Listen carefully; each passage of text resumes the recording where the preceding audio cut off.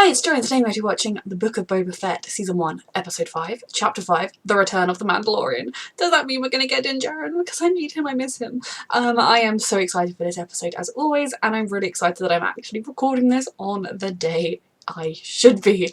Hopefully my brain functions, and just a usual disclaimer for this little month or so that I'm in the process of switching meds, and so I'm currently tapering off sertraline, and my brain every now and then has a little woo, and I've just tapered down again, so hopefully I'm fine. I feel fine. I wouldn't be going to film this if I didn't. I feel a little weird, but hey, that's normal.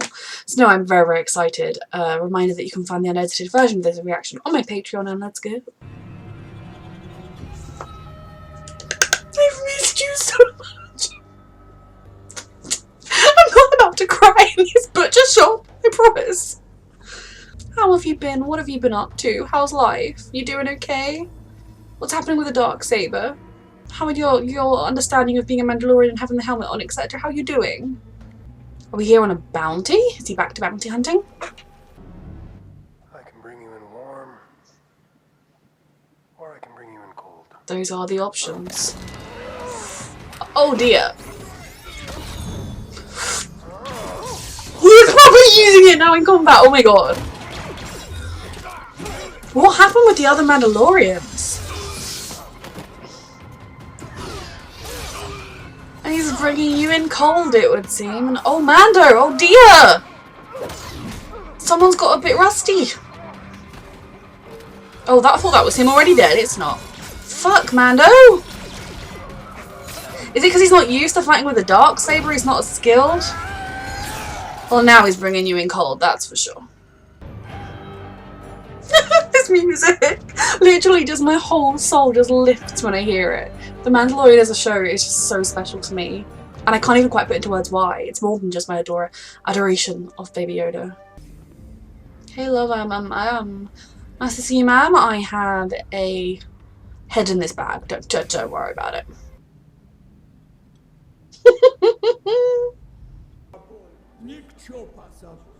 What does he want there? I love him. I'm just so happy that he's on my screen.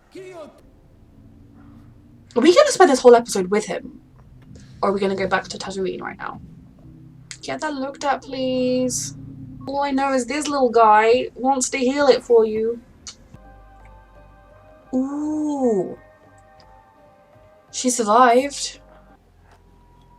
This was forged over 1,000 years ago by the Mandalore Tar Vizsla.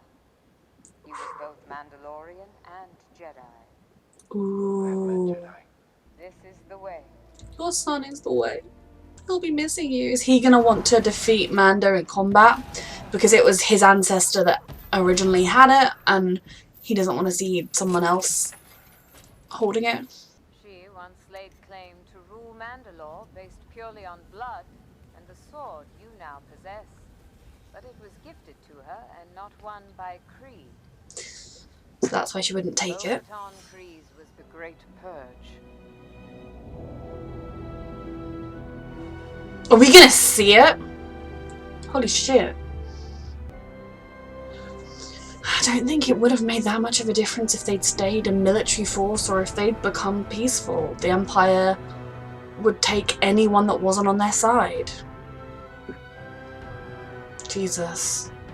Only those that walked the way escaped the curse prophesied in the Creed.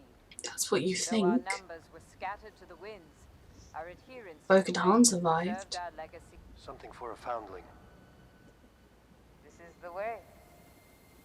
Bless Or a him. specific foundling. Grogu. He's no longer in your care. He's with his own kind now. I want to see him. So he's safe. Jedi must forego all attachment. That is the opposite of our creed. Yeah.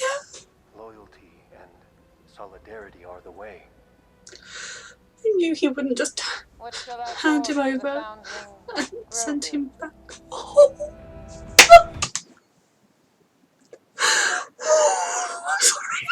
I'm sorry. Just their bond is my whole heart. Grogu is my soul. And I'm okay. I just I don't know. I have no idea. He may not even be in The Mandalorian season 3. I mean, you know, it's fine. I've been like trying to brace myself for that fact. If you watched my Mandalorian finale, season 2 finale episode, you will know that, like, literally, I have not felt 100% okay since it aired. I can't lie. I always, like, my shows that I love, I watch them with my mum, and, like, she waits to watch them with me, and, like, I watch them for the second time with her to get that enjoyment, and she still hasn't been able to watch The Mandalorian season 2 because I cannot watch the season finale without losing the will to live of sadness. And I feel like this episode is just, even if they keep it with Grogu stays becoming a Jedi or learning the ways of the Force, or, you know, he doesn't permanently, they're not just going to forget their bond. They're not just going to move away from it like it didn't matter, and that is everything. It's so small, like my son. He does need training with this kind of weapon because it's not, I mean, it's not totally dissimilar to things he's fought with, but... You are fighting against the blade. Oof, I love this! I love this episode. It gets heavier with each move. That is because you are fighting against the blade. You should be there. Feel it? You can do it, Mando. You are too weak to fight the Darksaber. Is learning to use the Darksaber going to help him understand Grogu and his Force sensitivity and everything? Maybe the Darksaber belongs in someone else's. I knew it.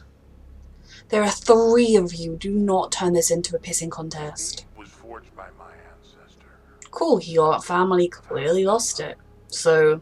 And now it belongs to me. there are 3 of you left. Of your order. There are a few more Mandalorians, which kind of goes against the whole we are the only ones because we follow the way, given that Bo-Katan survived. And she apparently very much did not follow the way. Mando! Din, pick it up! Pick it up! Pick it up! Blade back to my clan, and our fate will end yours. Seriously! We've established we don't have to kill to get it, you moron. There are 3 of you left, but yeah, this seems like a perfect way to spend our time. There's our Din. Din Djarin, we love you. I have. Then you are a Mandalorian no more. He's a normal Mandalorian then. I beg you for May only be redeemed in the living waters beneath the mines of Mandalore. Ooh. The mines have all been destroyed. Mando, my darling, you've learned that there is more than one way to be a Mandalorian, okay? That their way is the way that brought you up, but it's not the only way. There are plenty of them that still take off their helmets. To be a true ruler of Mandalore, if that is what you want, where your path is going to take you, you need to be able to appeal to every type of Mandalorian, not just this kind. I mean, this kind has tried to kill you for a pointy stick. I know it's more important than that, but still. You took your helmet off for a reason far more important than any of this. For love, for connection, for the one thing that matters most in this world, and I don't just mean for Grogu.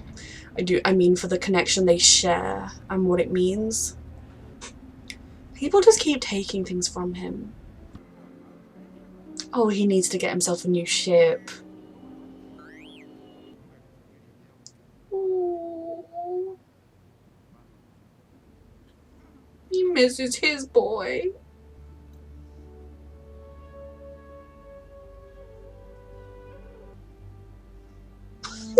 Even looks like his head. A little bit. I do say that as someone who sees Baby Yoda everywhere. Always. Ooh, fate has brought him back to Tatooine. I just feel like the way that was wrapped just attacked my whole soul. Jesus Christ, her droids need to be... She needs to get a guard droid. BD? You good? Oh. Where's your unlikely companion? I returned him to his own kind. Why the hell would you do that? Agreed! You could have made good money off that. Fuck you. Open a petting zoo. This is an N1 starfighter, handmade for the Royal Guard and commissioned personally by the Queen of Naboo. This is a pile of junk. It is. Plus he lives in his ship. He needs a bigger thing. Yes. You can see I've got all the parts right here. He lives on his ship. It's not big enough. She is a handy person to know. Entire manifold is missing. Trust me. Though he can't live in this thing. He can fly in it. Vapor manifold. I fabricated you this It's gonna have to settle down somewhere with this. your output coefficient. You want to thank me now or you want to thank me later? You get me a Razor Crest, you can have it right back. Samantha did all. It's coming together. I'd laugh so much if he was like, okay, great, now sell this and then get me a Razor Quest. Though is it me or is the little droid pot spot somewhere that we could totally put Grogu? Start her up. Really? Yeah, start her up. It is so cool and so epic. But my brain is just sticking on the fact that he used to be able to haul cargo and live in his old one. Plus you could get up and walk around while you were flying. You can't in this. It's a totally different ship. There is a Baby Yoda pod, which I'm here for. Sorry, I'm so used to making sure I say Baby Yoda, not Grogu, because my mum hasn't seen season 2 and I talk about Baby Yoda a lot around my home. And I don't want to spoil his name for her. I maintain he can't live in this! But it's very, very cool. Is he gonna wave at him this time? A nod. You may be freaking out the pilots and the crew though that there is like a random fighter flying around, but very cool. Your voice is mighty familiar. Did you used to fly a Razor Crest? The wrong guy, officer. That ship.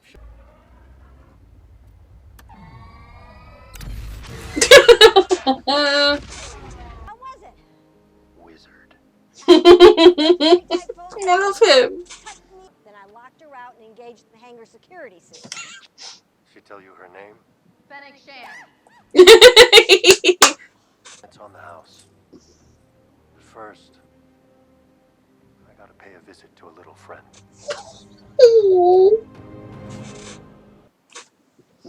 Okay, that episode was everything to me. I can't even describe like the effect it has had on me. It was exactly what my soul needed. In so many ways. In one way, just because I have missed Din Djarin, I've missed the Mandalorian, and like as much as very clearly Baby Yoda is my entire life now, as much as I adore Grogu, he is my sunshine, my reason for existing, the thing that gets me out of bed on dark days. I wish I was being dramatic.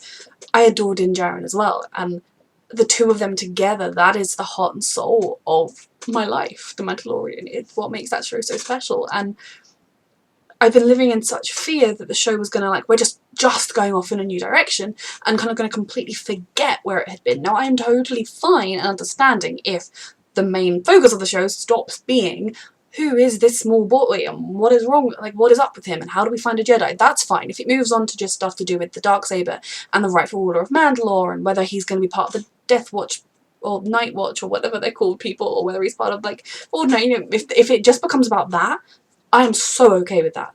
As long as it's not like just every now and then he goes, oh, I miss that little guy. I need it to be, you know, their connection was so important that the fact that he wants to go and visit him, he's making him something for a foundling. The fact that hopefully, I don't know, it just makes me have hope that maybe they could end up together again, or either way, that won't be the last we'll see of them together, and that is what I needed to keep going. Especially as his brand new fighter has a specific Baby Yoda spot. It's not even a droid spot. There aren't buttons he could press because that little soul would be pressing every button in sight. There is somewhere that he could put him and they could fight around together and it could be everything. So it's kind of, A, it soothed me just seeing Din Djarin again, seeing how he's doing. B, seeing that he has not forgotten that little boy for even a millisecond, that he believes he has done the right thing, he has sent him to where he needs to be, but he loves him and he cares about him and you can't just turn that off, and I adore that so much. I feel like in a lot of ways Din is becoming a lot like other parents whose children went off to become Jedi.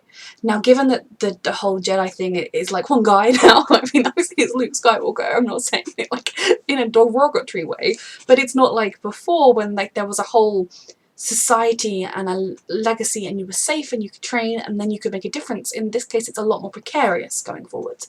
And again, I know that it's all up in the air about whether or not the TV universe is going to scrap the sequels or whatever, but he's not in the sequels. I don't know, I just have hope that maybe it could be like, this little guy would rather be with you. I don't know, especially as throughout the Clone Wars and things, I've come across different people who are Force sensitive, who use the Force, but who aren't Jedi. So he doesn't have to be a Jedi. I don't know. Or he can be a Jedi and be so happy, but also, in my opinion, we have seen that it would be far better for Jedi if they were allowed to have attachments, but if they were just taught how to manage those attachments so that they didn't become something that took away their control or made them do reckless things, would be a lot healthier for everybody. So no, for me, honestly, like, this episode was a real soothing of my soul. The fact that he wants to see him. And now I genuinely, like I said, since the finale, I've been trying to mentally prepare myself for Grogu to hardly be mentioned. Now, like, people in my life who are aware of how much this has been upsetting me have been pointing out how much money Disney makes from Grogu, that they would be very unlikely to just shove him into a corner, but I was like, but I've been hurt before.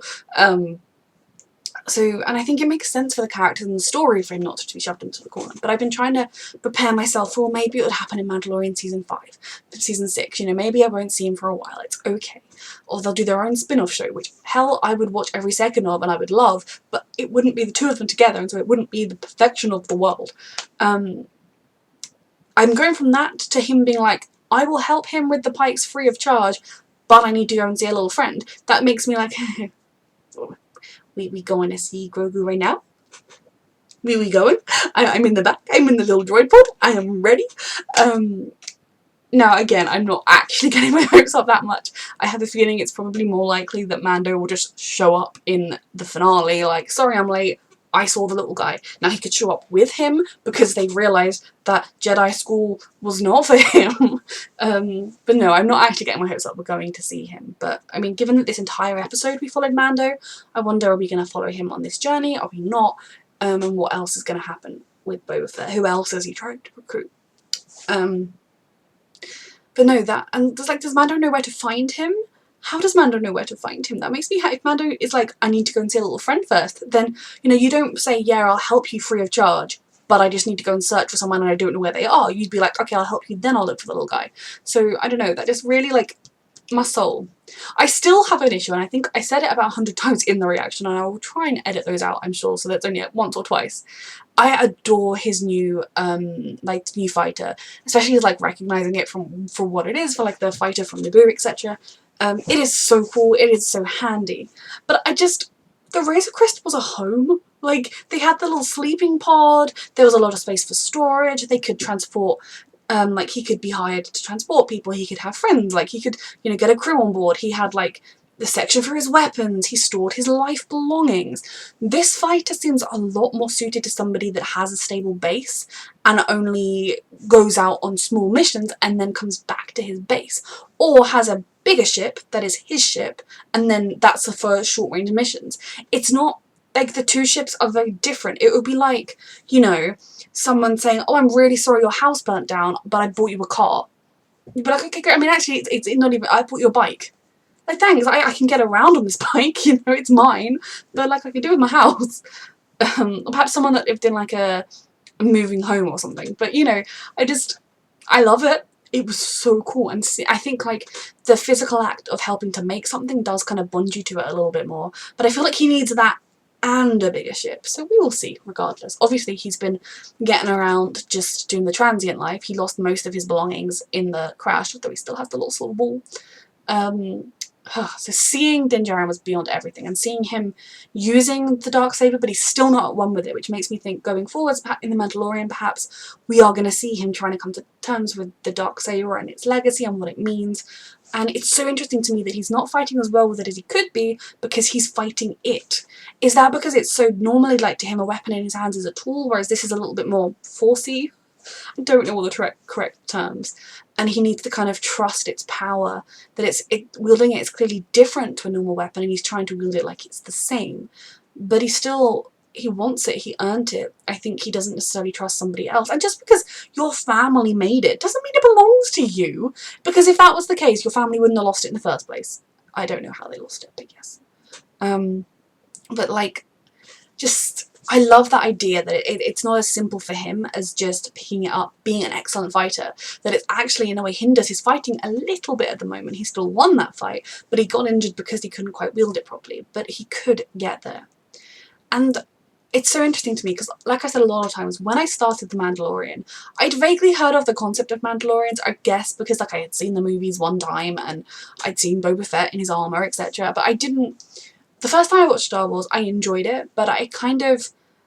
Partly because the movie, like the original trilogy was made in the 70s and it just looked old, I just never found the same spark. The Mandalorian was the show that got me into the galaxy of Star Wars so completely, seeing the more realistic side, but also getting much more of an understanding of the world, the galaxy they're in, which then when I rewatched the movies, I appreciated them a lot more and I understood it a lot more. And I know that sounds silly, but I think maybe if it had been a series that had premiered now, like a series of movies, I would have gone into it more. I don't know. But I kind of didn't know much about Mandalorians at all, and so I just assumed the whole never take your helmets off, this is the way, that was just the Mandalorian thing. So then when Bo-Katan turned up and was like, oh, your people are weird extremists, Honor, what's that? I mean, okay, I am paraphrasing, I don't really remember vividly. I just do remember that she was quite like, oh yeah, we didn't tell you, you actually have to do X, Y, Z with us or else, you know, I feel like she was quite... She didn't play by the same kind of code of honour with the mission that Mando did. Like, I'm not saying she was a terrible person by any means. And people were like, how could you treat Bo-Katan like that? And I was like, I don't know, she's just showed up and is being mean to Mando. What am I supposed to do? But no, I have learned a lot more. And obviously, in the Clone Wars, I've met the Death Watch. I haven't finished the Clone Wars yet, so if you're only watching this reaction, please don't spoil anything. But we've met with the Death Watch, and that then he's part of the Children of the Night, or the Children of the Watch, or something, which is a sort of separate thing to the Death Watch, which is good because I don't like the Death Watch.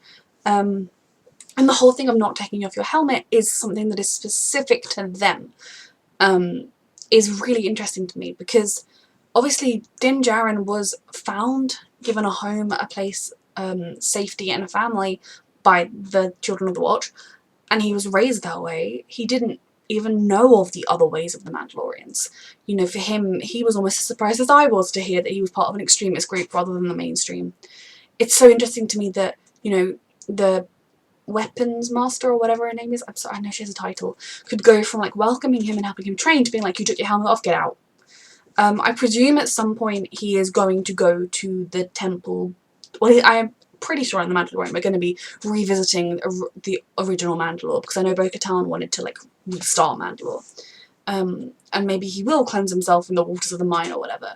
But I also hope for his sake he can start taking it off a bit more, because I think he's able to form such real connections with it on. I don't think it's a huge hindrance to his life, but that connection he had with Grogu in that moment when they said goodbye and they could both see each other's faces, that's the first time he's felt that since he was a kid, and he deserves it, especially to knowing that other Mandalorians take them off all the time. I think what would be a really interesting arc for his character would be for him to decide for himself what it means to be a Mandalorian, what he believes the way is, not what he's told, not what the other side says, and if he comes to the conclusion that, no, I like always having the helmet on because it keeps me who I am, I'll support him. But I hope he doesn't do it just because he doesn't want the people that raised him to accept him, you know.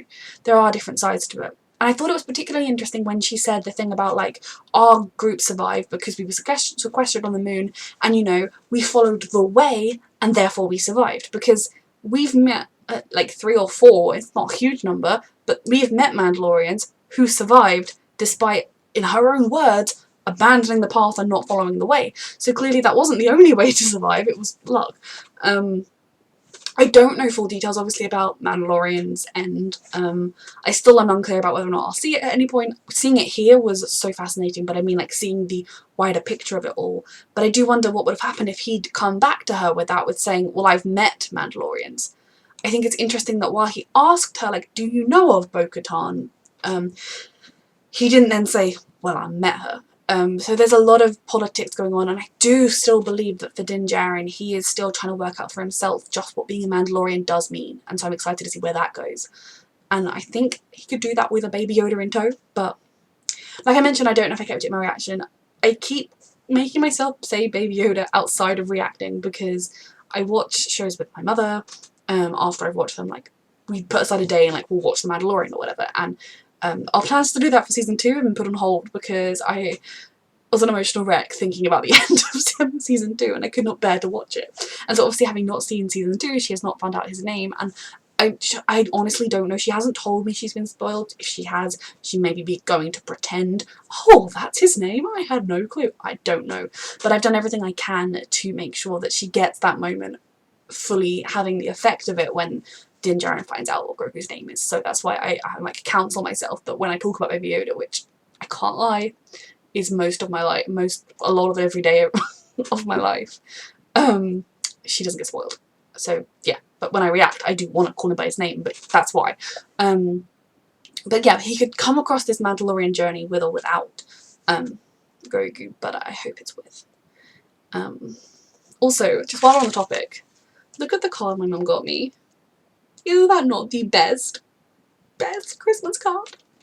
I mean, it's not the only card I've got to go with him on it, I can't lie.